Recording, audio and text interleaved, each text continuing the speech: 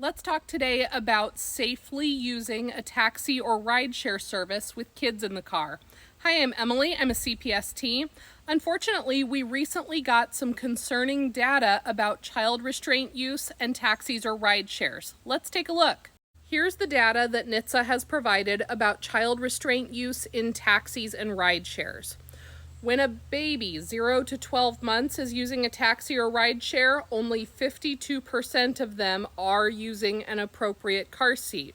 That means almost half of them are not. For toddlers in this 1 to 3-year-old category, only 31.4% were using an appropriate seat, so almost 70% were not. And for children 4 to 12 years old, 49.3%, so about half of kids were using an appropriate car seat, and the other half were not. Even more concerning is that nearly half of children under 13 were riding completely unrestrained when traveling in a rideshare type of vehicle.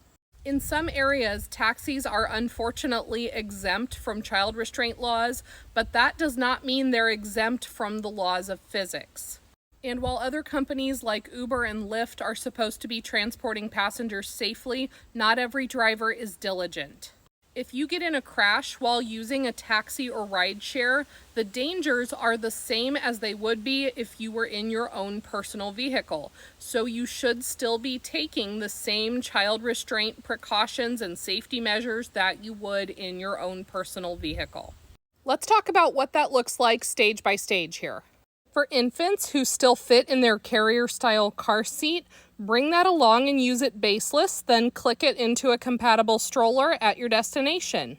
I will say, if you know you're going to travel this way a lot, infant car seats that allow that European belt routing offer a rock-solid installation pretty easily. For kids who are booster ready or very close to it but able to be supervised by an adult, a Ride Safer travel vest can be a fantastic option.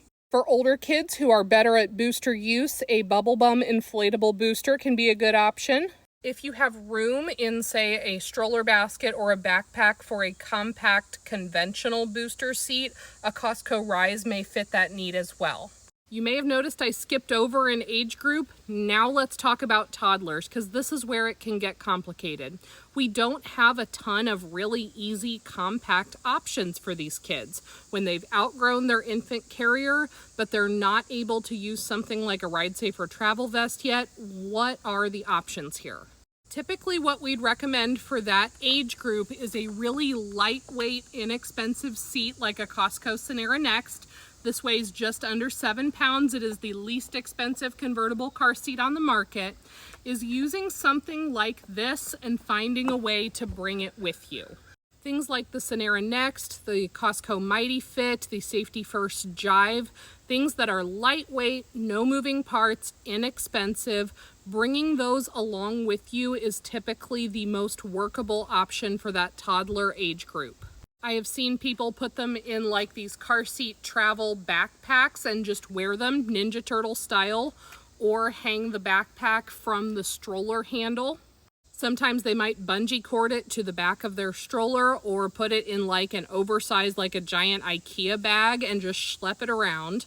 It is cumbersome, it is not super convenient, but it can save your child's life to do it.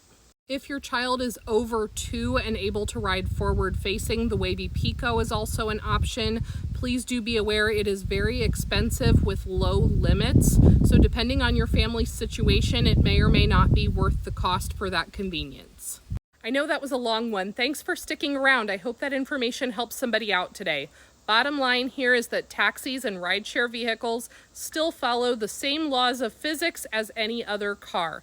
Buckle up, every passenger, every ride, and use appropriate child restraints for your children. It could save their life.